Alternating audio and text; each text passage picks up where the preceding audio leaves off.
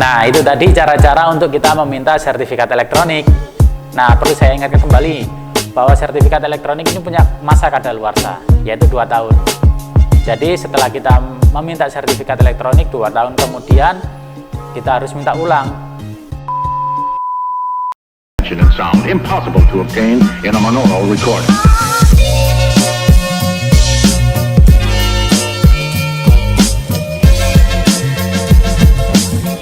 Halo, kembali lagi di YouTube channel Dorando Konsultan. Apa kabar kalian semua? Semoga sehat-sehat terus ya. Di video kali ini saya akan memberikan sedikit informasi terkait sertifikat elektronik. Ya, yang seperti kita ketahui bahwa sertifikat elektronik kegunaannya sangat banyak ya untuk kita bertransaksi elektronik dengan DJP. Seperti namanya, sertifikat elektronik, yaitu sertifikat yang berbentuk elektronik yang di sini berisi tanda tangan elektronik, kemudian menunjukkan status subjek hukum si penandatangan elektronik tersebut untuk nantinya akan melakukan transaksi elektronik melalui fasilitas yang sudah disediakan oleh DJP. Nah, di sini transaksi elektronik yang bisa kita lakukan selama ini dengan DJP yang membutuhkan sertifikat elektronik itu kan juga sudah cukup banyak ya. Seperti yang kita ketahui juga, kalau kita mau minta nomor seri faktur pajak, kita harus menggunakan sertifikat elektronik yang kemudian kita impor di browser untuk kita minta nomor seri faktur pajak. Kemudian yang kedua, ketika kita mau membuat faktur pajak ya melalui e-faktur desktop. Nah, waktu kita mau upload faktur pajak kita juga butuh sertifikat elektronik. Yang terbaru ini juga ada e-Bupot, elektronik bukti pemotongan, yaitu mengenai pembuatan PPh pasal 23 melalui website yang sudah disediakan di DJP. Ketika kita membuat bukti potong, kemudian kita melaporkan SPT PPh pasal 23, kita juga butuh sertifikat elektronik. Yang terbaru juga ada e-objection, yaitu pengajuan surat keberatan secara online, dan masih ada banyak fasilitas-fasilitas lainnya yang nantinya kita perlu sertifikat elektronik. Nah, selanjutnya bagaimana cara untuk melakukan permintaan sertifikat elektronik? Yang pertama yaitu permintaan sertifikat elektronik melalui online. Jadi fasilitas ini disediakan khusus untuk bagi wajib pajak yang sudah dikukuhkan sebagai PKP, baik itu wajib pajak orang pribadi ataupun wajib pajak badan. Caranya sangat mudah, kita tinggal login ke Innova Online. Kalau kita PKP pasti sering ya login ke Innova Online untuk minta nomor seri faktur pajak. Kita tinggal login ke Innova Online, yaitu di efaktur.pajak.go.id. Kemudian nanti di situ ada menunya, nanti kita akan berikan tutorialnya ya. Nah, untuk langkah-langkahnya sangat mudah sekali. Tinggal kita login ke Innova Online, kita masukkan nomor NPWP, kemudian kita masukkan password. Selanjutnya kita harus mengisi formulir yang sudah disediakan, ada di menu permintaan sertifikat elektronik. Setelah formulir ini kita isi, kemudian selanjutnya kita mengisi untuk password. Password di sini adalah password yang biasa kita gunakan untuk upload faktur. Nah, setelah password kita isikan, nanti kita akan bisa mencetak surat pernyataan. Surat pernyataan ini nanti kita perlu sampaikan ke KPP melalui email beserta kelengkapan-kelengkapan permintaan sertifikat elektronik yang lainnya. Tapi sebelum kita mengirimkan kelengkapan data untuk permintaan sertifikat elektronik ini, kita terlebih dahulu harus menghubungi ke KPP terdaftar, ke tempat kita terdaftar ya. Yaitu kalian bisa menghubunginya melalui telepon ataupun melalui WhatsApp, Telegram yang sudah tersedia. Jadi kalian bisa cek di websitenya Pajak.go.id ya. Di situ sudah disediakan nomor-nomor WA, nomor telepon KPP terdaftar kalian di situ. Nah, selanjutnya nanti dari KPP akan meminta kalian untuk mengirimkan data-data mengenai identitas pemohon sertifikat elektronik. Di antaranya nanti kalian disuruh untuk mengisi NPWP perusahaan, orang pribadi atau badan, kemudian nama PKP-nya, kemudian nama pemohon, kemudian NIK pemohon, kemudian nomor telepon dan juga alamat email. Setelah data ini kalian berikan, nanti petugas dari KPP akan memberikan persetujuan apakah sertifikat elektronik kalian sudah kelengkapannya sudah terpenuhi atau belum, atau masih ada kelengkapan yang harus dilengkapi. Setelah semua persetujuan itu selesai, data sudah dicek kebenarannya. Nah, ini sertifikat elektronik bisa nanti kita download melalui Innova Online juga, ataupun biasanya KPP mengirimkannya via email.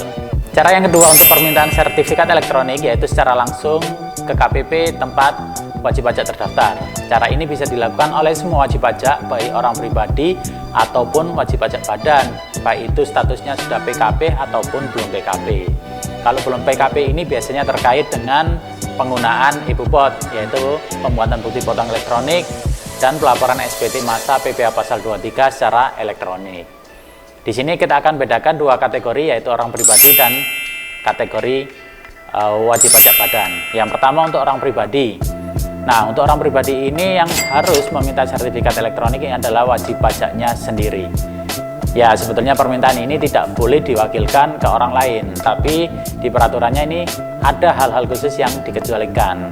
Jadi orang pribadi tersebut bisa meminta orang lain untuk melakukan permintaan sertifikat elektronik secara langsung ke KPP. Ya, contohnya misalkan orang pribadi atau wajib pajak orang pribadi tersebut sedang dilakukan perawatan di rumah sakit. Ini harus ada surat keterangan dari rumah sakit. Kemudian wajib pajak orang pribadi tersebut sedang menjalani hukuman pidana. Jadi pasti kita kalau di penjara kan nggak bisa minta ke KPP ya untuk sertifikat elektronik. Ini bisa diwakilkan ke orang lain. Kemudian ada juga kondisi-kondisi tertentu lainnya, misalkan terjadinya bencana alam, terjadi wabah penyakit, kemudian adanya kerusuhan, itu mengakibatkan wajib pajak orang pribadi tersebut tidak bisa datang ke KPP untuk meminta sertifikat elektronik. Jadi tiga kondisi tersebut bisa permintaan sertifikat elektronik dilakukan oleh orang lain dengan syarat harus membawa surat penunjukan. Nah, cara untuk meminta sertifikat elektronik tersebut ke KPP secara langsung, kita tinggal persiapkan nih formulir permintaan sertifikat elektronik, surat pernyataan, kemudian kita harus juga wajib pajak orang pribadi tersebut harus menunjukkan asli dan membawa fotokopi KTP bagi warga negara Indonesia, kitas atau paspor bagi warga negara asing. Kemudian menunjukkan asli dan menyerahkan fotokopi NPWP ataupun SKT, surat keterangan terdaftar.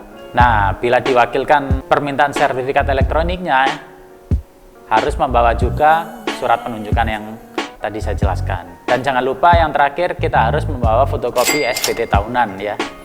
Kita bawa nanti, karena itu salah satu persyaratannya. Selanjutnya bagi wajib pajak badan, permintaan sertifikat elektronik dilakukan oleh pengurus wajib pajak badan. Nah, ini bisa direktur, ataupun misalkan komisarisnya, kalau berhalangan direkturnya tidak bisa. Untuk wajib pajak yang statusnya pusat, nah untuk yang wajib pajak status cabang bisa juga diwakilkan oleh pimpinan cabang, asalkan itu bisa ditunjukkan dengan bukti akte pendirian cabang, di mana di situ dicantumkan nama pimpinan cabangnya. Syarat-syaratnya sama dengan dengan yang orang pribadi tadi ya. Jadi pimpinan perusahaan atau wajib pajak badan tersebut harus juga menunjukkan asli dan menyerahkan fotokopi KTP bagi warga negara Indonesia, kitas atau paspor bagi warga negara asing. Dan juga menunjukkan asli dan menyerahkan fotokopi NPWP ataupun SKT. Kemudian dari pengurus wajib pajak badan ini harus membawa dokumen, yaitu akte pendirian dan perubahan terakhirnya dalam bentuk fotokopi ya, nanti kita serahkan ke petugas KPP. Kemudian bawa juga fotokopi SPT tahunan terakhir. Tujuan dari akte pendirian dan SPT tahunan di sini adalah nanti dari petugas KPP akan mengecek nama dari pengurus atau pimpinan yang melakukan permintaan sertifikat elektronik ini, namanya ada di akte ataupun ada di SPT tahunan, yaitu di lampiran 5. Jadi pengurus tersebut namanya harus ada muncul di situ ya. Ataupun kalau misalkan dalam hal itu adalah pimpinan cabang ya, yang minta adalah cabang, ya nama pimpinan cabangnya harus ada di akte pendirian cabang. Selanjutnya kalau kelengkapan data dan persyaratan itu sudah bisa kita penuhi, kemudian kita datang ke KPP secara langsung, KPP nanti akan meneliti dokumen-dokumen kelengkapan kita dan mengecek kebenarannya. Kalau memang yang minta sertifikat elektronik itu namanya sudah sesuai dengan akte, sudah sesuai dengan SPT, nanti petugas itu akan melakukan pengecekan ya. Kalau sudah sesuai, sertifikat elektronik akan bisa diberikan, tapi sebelumnya pengurus wajib pajak badan tersebut harus menginput ya. Nanti disuruh input pas prasenya. Pas prase ini harus selalu diingat ya, jangan sampai lupa. Tapi kalau misalkan lupa, sebetulnya ada backupnya. Kita biasanya dikirimi pas prase melalui email yang sudah kita daftarkan. Kalau misalkan pas prase hilang gimana kan gitu, atau lupa, ya kita harus minta sertifikat elektronik lagi gitu. Jadi pastikan bahwa pas prase ini benar-benar bisa diingat. Jadi gampang lah. Untuk pas prasenya nanti kita bisa input bebas sesuai kemauan kita. Nah, selanjutnya jika sudah kita input atau pengurus wajib pajak tersebut melakukan input pas prase, kemudian dari petugas KPP akan memberikan sertifikat elektroniknya. Nanti bisa diberikan atau dikopikan ke dalam flash disk, atau misalkan kita download sendiri juga bisa. Tapi ini download sendiri khusus untuk wajib pajak yang statusnya sudah BKP, yang bisa nanti akses di Innova Online. Jadi biasanya untuk wajib pajak yang bukan BKP nanti akan diberikan soft copy sertifikat elektroniknya. Nah, cara terakhir ini khusus nih di masa pandemi seperti ini, KPP menyediakan fasilitas kita bisa minta sertifikat elektronik via email. Nggak perlu datang langsung ke KPP. Nah, ini bisa dilakukan bagi kalian-kalian wajib pajak yang bukan PKP. Ya, jadi kalau PKP kan bisa online nih melalui Innova Online di efaktur.pajak.go.id. Nah, kalau bukan PKP kan nggak bisa akses nih di Innova Online-nya. Jadi DJP sudah menyediakan kita bisa minta sertifikat elektronik ini melalui email. Nah, emailnya ini sudah disediakan oleh DJP. Ya, email khusus dari masing-masing KPP. Caranya sama, kelengkapannya juga sama. Seperti kita minta sertifikat elektronik secara langsung ke KPP. Untuk tadi orang pribadi dan juga untuk wajib pajak badan. Syarat-syaratnya sama. Cuman caranya beda. Kita nggak perlu ke KPP, kita cukup lengkapi persyaratannya tadi, kemudian kita scan dalam bentuk PDF. Setelah itu kita kirimkan email ke alamat KPP terdaftar. Nanti kalian bisa cek di website pajak.go.id ya. Nah, setelah kalian mengirimkan data kelengkapan atau formulir permintaan sertifikat elektronik, selanjutnya jangan lupa kalian untuk menghubungi KPP tempat kalian terdaftar. Bisa melalui WA, Telegram, sekarang semua fasilitas sudah sangat mudah dan sangat banyak disediakan. Nah, setelah kalian melakukan konfirmasi melalui nomor telepon, WA, Telegram, nanti kalian akan dikomunikasikan untuk permintaan sertifikat elektroniknya. Apakah data yang kalian emailkan sudah diterima oleh KPP secara lengkap dan benar? Kalau sudah, maka kalian akan dikirimi sertifikat elektroniknya. Sertifikatnya ini nanti akan dikirimkan via email juga. Nah, itu tadi cara-cara untuk kita meminta sertifikat elektronik. Nah, perlu saya ingatkan kembali bahwa sertifikat elektronik ini punya masa kadaluarsa, yaitu 2 tahun. Jadi setelah kita meminta sertifikat elektronik 2 tahun kemudian, kita harus minta ulang. Tuh, kalau sudah 2 tahun ternyata itu kan masa kadaluarsa ya. Setelah 2 tahun kita tidak melakukan permintaan lagi, sertifikat elektronik itu otomatis akan tidak berlaku atau dicabut oleh DJP. Nah, tentunya kalau itu dicabut, tidak berlaku, kita tidak akan bisa memanfaatkan transaksi elektronik. Seperti kita mau minta nomor seri faktur pajak, kita mau buat faktur pajak, kalau kita mau melaporkan SPT masa PPN melalui e-faktur web base, ataupun membuat e-bupot, bukti pemotongan elektronik, dan melaporkan SPT masa PPA pasal 23. Fasilitas-fasilitas itu tidak akan bisa kita gunakan. Jadi pastikan bahwa setelah 2 tahun kalian harus melakukan perpanjangan sertifikat elektronik.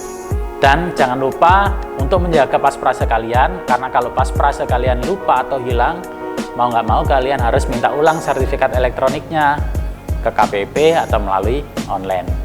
Nah, itu tadi sedikit informasi terkait sertifikat elektronik. Semoga apa yang saya sampaikan bisa kalian pahami dan informasi ini menjadi manfaat buat kalian semua. Terima kasih sudah menonton dan sampai jumpa di video berikutnya. Dimension of sound impossible to obtain in a monaural recording.